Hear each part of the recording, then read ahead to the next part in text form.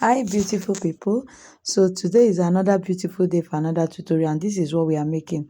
So someone sent me this and said I should help her out with it. Now for you to make this tutorial, this particular type of top, please note it that the fabric matters a lot. Do not use any fabric that is thick for this material. Fabrics like chiffon, fabric like chinos, fabric like mikado should not go for this. What you are going to use is crepe, soft crepe or chiffon materials, okay, will be perfect for this.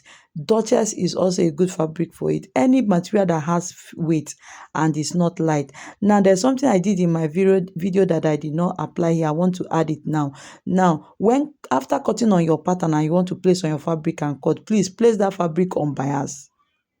Place the fabric on bias. That is one secret again to it. For it to sleep well, place it on bias. This is the neckline we are going to be using. Okay, so I'm going to be using 2 by 4. This person's bust measurement, the calculation for the neckline is going to be 2 by 5 by 2 by 5. That is 2 by 5 here and 2 by 5 here. Now this is my borderline. I came down so that we could be able to see very well. Because this is a turtleneck for this particular size, is 2 by 5 to 2 by 5. Now the next thing we are going to do is mark out all this. I marked this out so that this tutorial will be beginner friendly. So I started from the scratch. Now this is your bust line, this is your waistline, this is your hemline. This is all that we need. Now remember that your fabric is going to be on fold. So this is a plain pattern I'm plotting now. Now on the bust line, on the armhole, we are going to mark our bust divided by 4. Here we are going to mark bust divided by 4, if you like, plus sewing allowance. Don't put sewing allowance because we really do not need it, but I just need all these points to be able to guide us. Now bust divided by 4, okay, bust divided by 4 again. Here on the waistline is waist divided by 4, on the hemline is hem divided by 4, and that is what we are going to be having around here. Do you understand? And this is where we want our blouse to end. Do we understand? Now we'll now go ahead to plot the blouse directly. Now if you observe, there's a gather around the neckline. We are coming to that. Now let's plot the main body. This is a very straightforward tutorial. I marked this place so that I'll be able to know the neckline and know my sleeve length. Now this is my neckline. Remember that I'm going to be coming down by 0.75 inches around here. I came down by 0.75 inches around here because of my shoulder slant, and that shoulder slant is what I'm still going to follow, but then let's ignore that for now. Now this is my shoulder measurement. My sleeve length is where I want it to get to. Now I'm going to be advising you, do not be economical with the sleeve length. So if your sleeve from shoulder to your cuff area is 21, please go ahead to make it 23. Reason you are going to be making it 23, so that there's this puffing and relaxation. You don't want it to be hanging and be tight. Make it 23, make it 24. To be on the safer side, make it extra, so that even if when you wear it and you feel, oh, I'm not comfortable with it, you can always reduce it. Now remember that the hem area of the cuff area is elastic. That 1 inch elastic, that was what was used to turn it. So for me, my sleeve length is going to be 24. So from here to here, I'm going to be marking 24.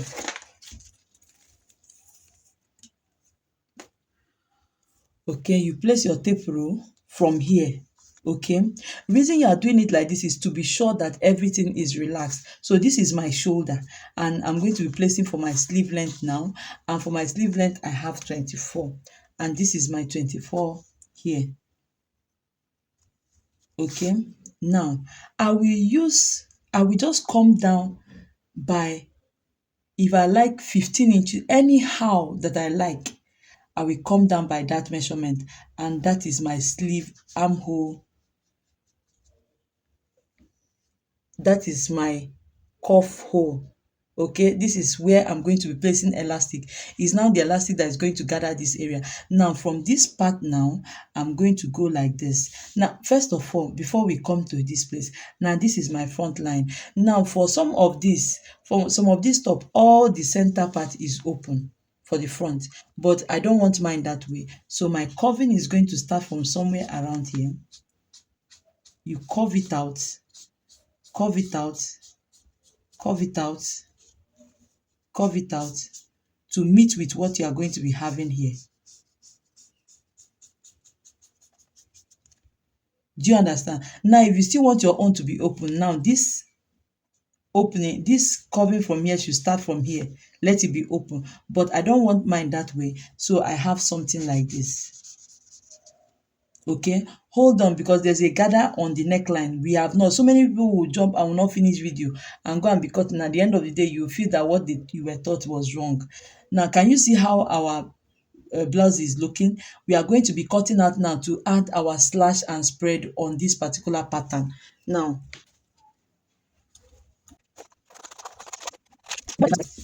and that's how I'm going to trim it out.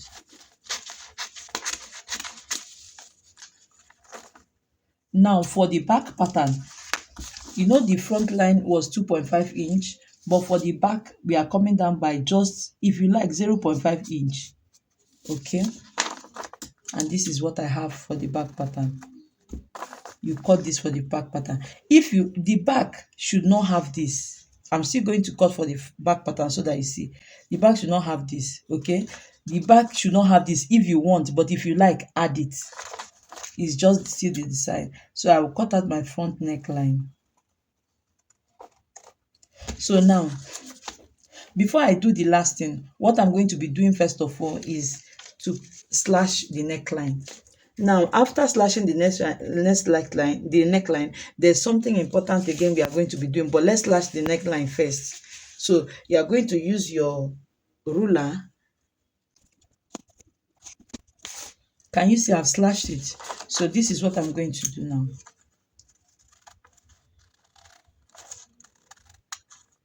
Some people will not slash to the end. We slash this way and slash this way. All is the same thing. Whatever we want to do is that we want to add fullness to this area. Okay.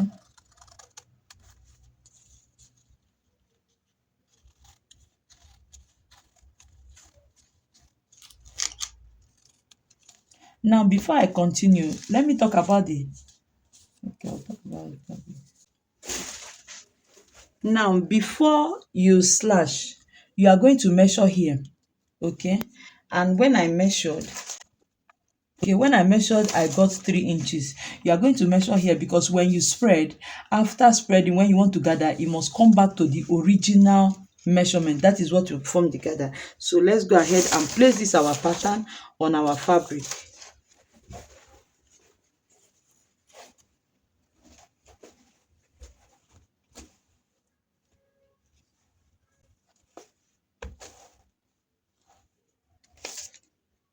So I will place it like so. Okay.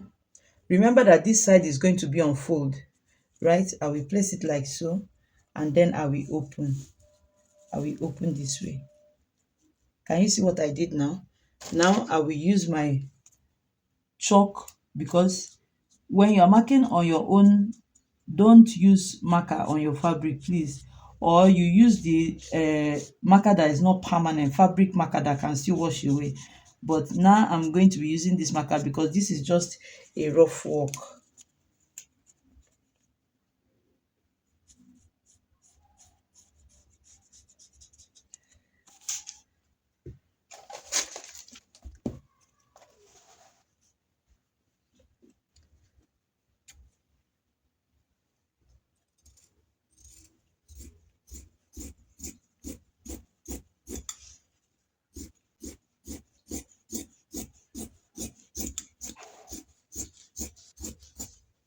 So I'm going to be gathering here to come back to my original measurement.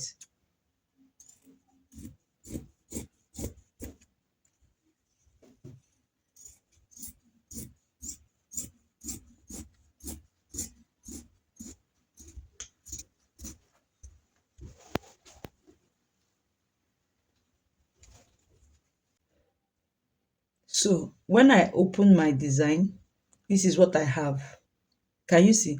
Now, I'm going to gather all here to make my 6 inches because it was 3 inches on fold, right? So now I want to gather it to make my 3 inches.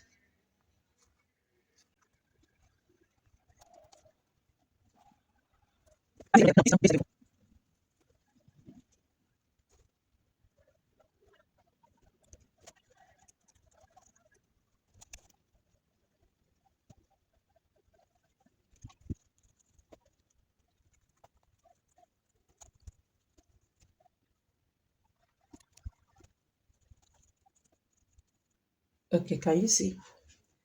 So this is your gown. So around this, you are going to attach the back to this front and then just join your sleeve by these two sides. This is the space for your sleeve.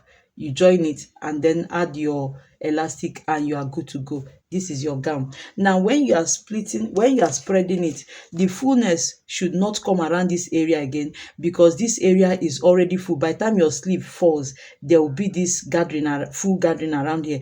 Adding extra slash, because I saw somebody that made it and then the person see slash all through and shifted, as in adding fullness here again, it will be too full. It will be too full. So the trick that you are seeing that was used in this design is that the slashing only added fullness to the neckline so that we can gather. This side is already full. What will make it to see pieces this side and shift it and have it being gathered more than this, what you are seeing here, will make your gown, your top not to be fine.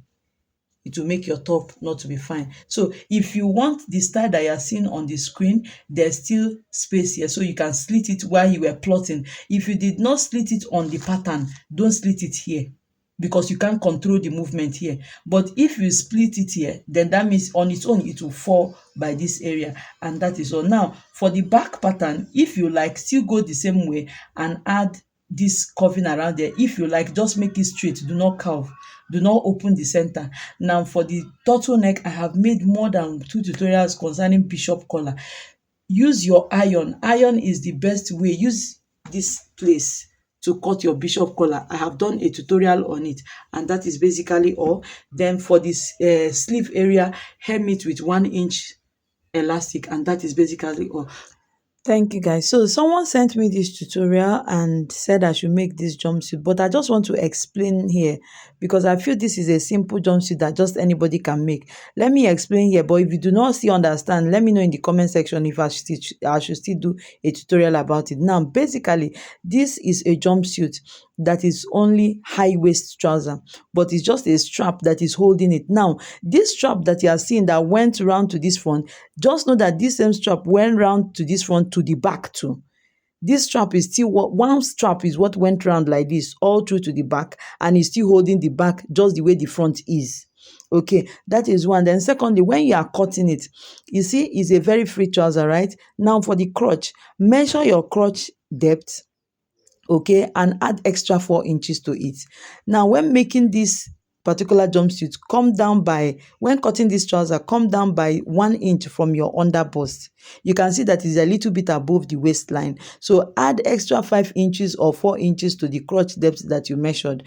Now when measuring for the hip area should be measured. If your hip is 44, make this trouser 46 or 47.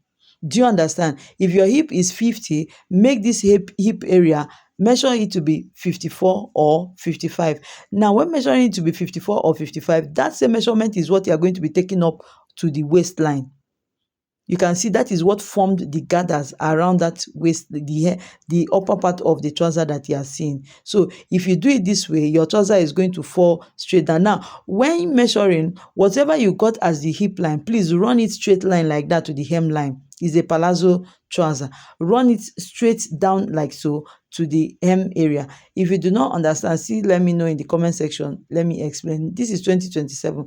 Please, those kind of boring styles that you made 2027, 2025, don't take it to 2026, and you are going to see maximum growth. Thank you for watching.